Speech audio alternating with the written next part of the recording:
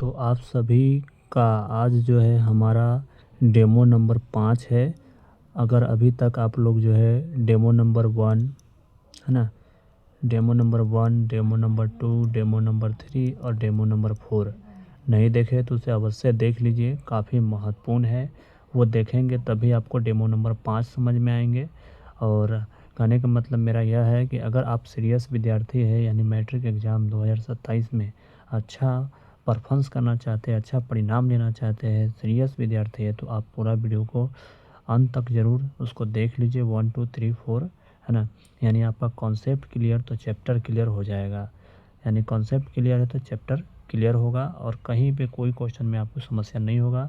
और जैसा कि आपको मालूम है कि त्रिकोणमिति चैप्टर से 2 मार्क्स और 5 मार्क्स और ऑब्जेक्टिव का सवाल बिहार बोर्ड में बनता है, जो कि हम बता देते हैं आपको मोटा मोटी 25 से 30 मार्क्स की आपके सवाल जो है, यानी अप्रॉक्स देखा जाए तो 25 से 30 सवाल आपसे पूछा जाता है त्रिकोणमिति में। कभी कभी हाईएस्ट भी हो जाता है, कभी कभी घट भी जाता है, ठीक है। तो ये आपको ध्यान रखना है। तो चलिए, ये चैप्टर काफ़ी महत्वपूर्ण है और आगे आपको आगे जो है गवर्नमेंट एग्जाम में भी चैप्टर का काफ़ी महत्वपूर्णता है, ठीक है। तो चलिए अब यहाँ पे शुरू करते हैं डेमो नंबर 5, ठीक है, ध्यान से देखिएगा।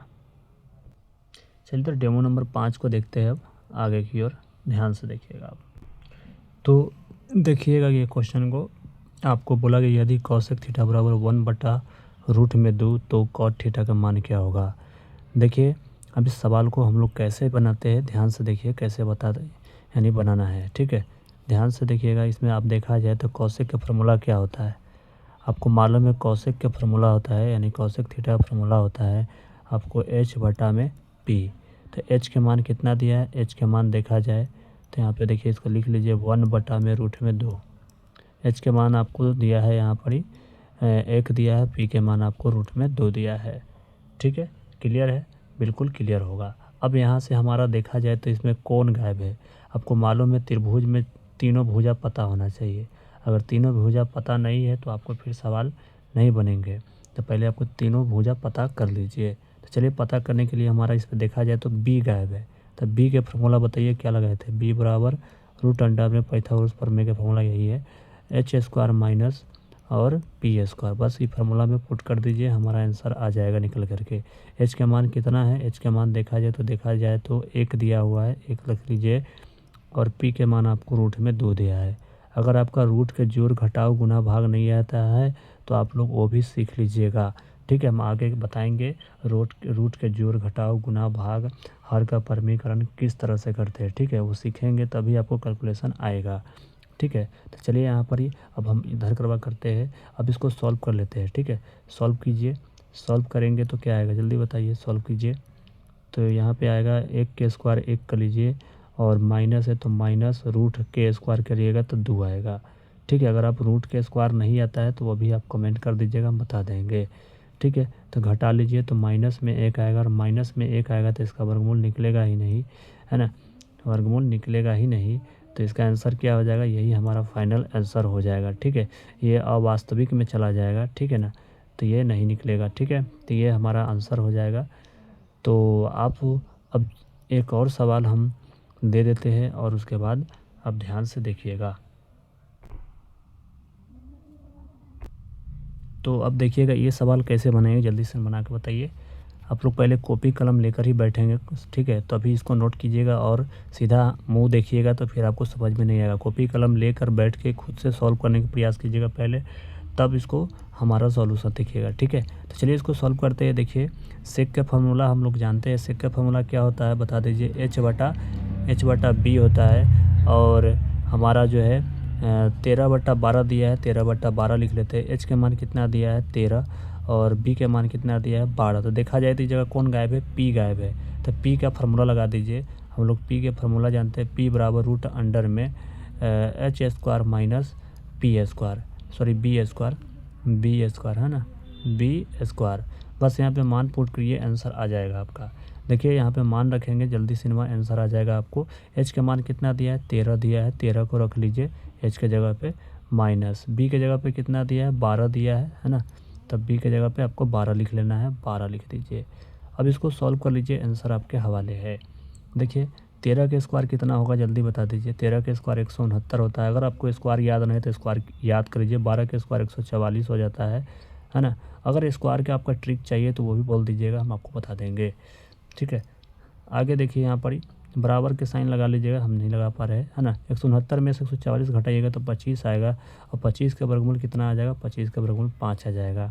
हमारा एच के मान निकल चुका है, एच के मान हमारा निकल गया है। तो अब हमको क्या करना है, यहाँ पर ही कॉट थीटा के मान बता देना है। अच्छा, पिछला वाला जो क्वेश्चन में हम उसमें शायद मान नहीं निकाले, तो आप लोग निकाल लीजिएगा, ठीक है। तो आप लोग उसको निकाल लीजिएगा, जो हमारा रूट में -1 आया था वहाँ पे आपसे मान पूछा गया था, तो उसका मान भी निकाल लीजिएगा, ठीक है ना। अभी चलिए हमको कॉट थीटा का मान निकाल के बताना है। तो कॉट थीटा का मान क्या हो जाएगा जल्दी से बता दीजिए। कॉट थीटा में हम कॉट थीटा का फार्मूला क्या होता है, कॉट थीटा का फार्मूला होता है कॉट थीटा का फार्मूला b/p होता है। मिस्टेक हो जाता है, क्षमा चाहते हैं, है ना। चलिए अब यहाँ पे मान पुट कर दीजिए।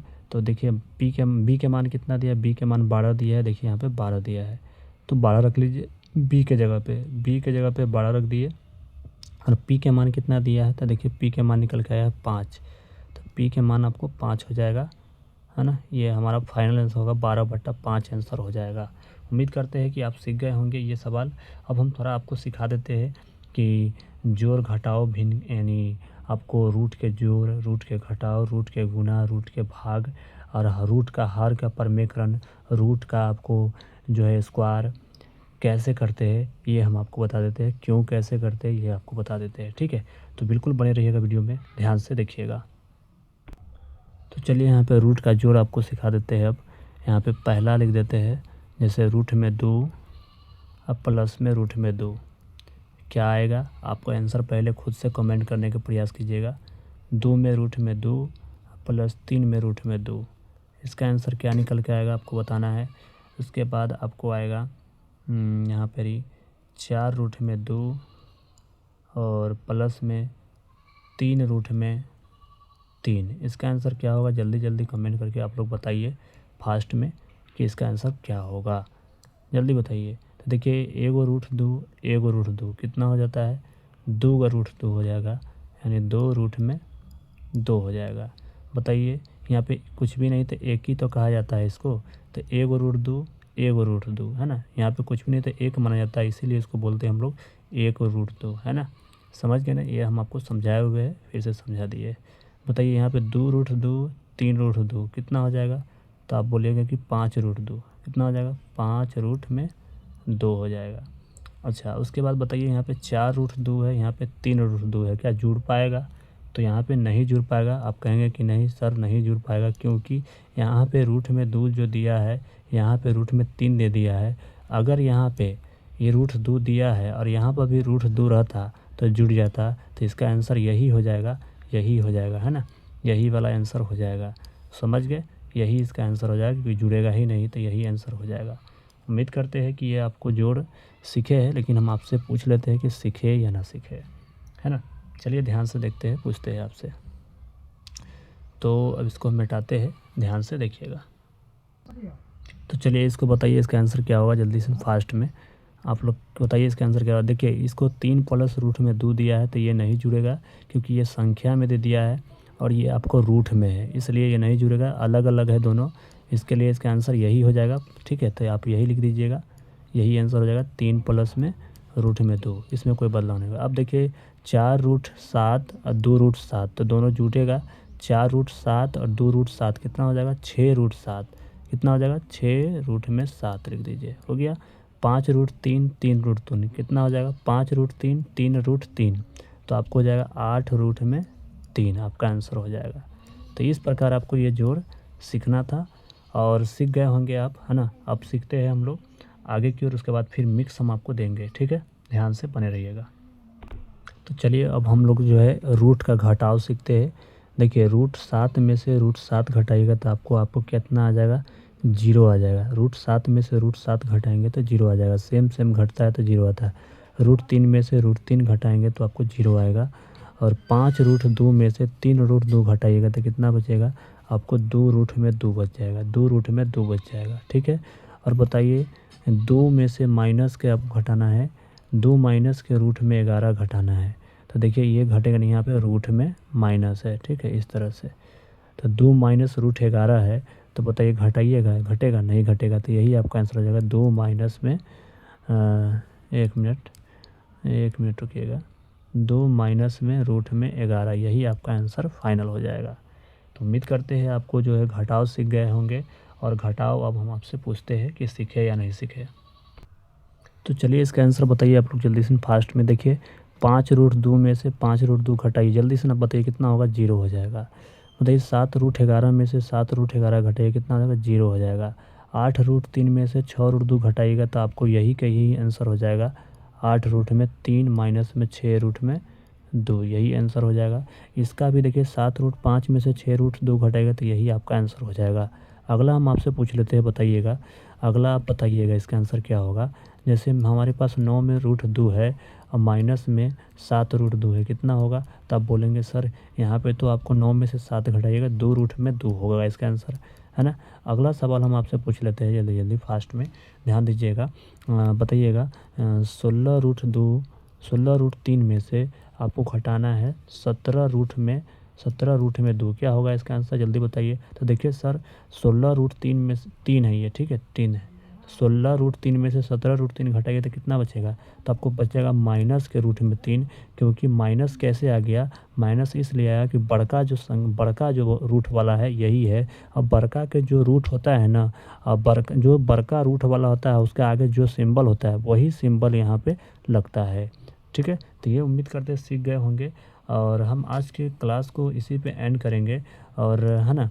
और अगला दिन जो है हमारा जो चैप्टर चलेगा कुछ थोड़ा सा बेसिक रह गया है ना। तो हमारा जो एक्सरसाइज 8.1 और हमारा 8.2 और हमारा 8.3 और हमारा 8.4 जो त्रिकोणमिति का ये है अध्याय का मतलब कि प्रश्नावली है, तो इसको हम लोग देखेंगे। त्रिकोणमिति का जो है प्रश्नावली है, तो इसको देखेंगे हम। तो आप लोग बिल्कुल लास्ट तक जुड़िएगा। वीडियो पसंद आया है तो आप लोग सभी मित्र में, सभी दोस्त में, भाई बहन में, सभी में शेयर कर दीजिए, और एक सुंदर सा लाइक कर दीजिए, ताकि आपका लाइक हमारे मोटिवेट करता है। मिलते हैं हम आपके साथ नेक्स्ट वीडियो के साथ। वीडियो देखने के लिए आप लोगों को बहुत बहुत धन्यवाद, और शेयर भी कर दीजिएगा आप सभी में, ज़्यादा से ज़्यादा विद्यार्थी जुड़िए। धन्यवाद।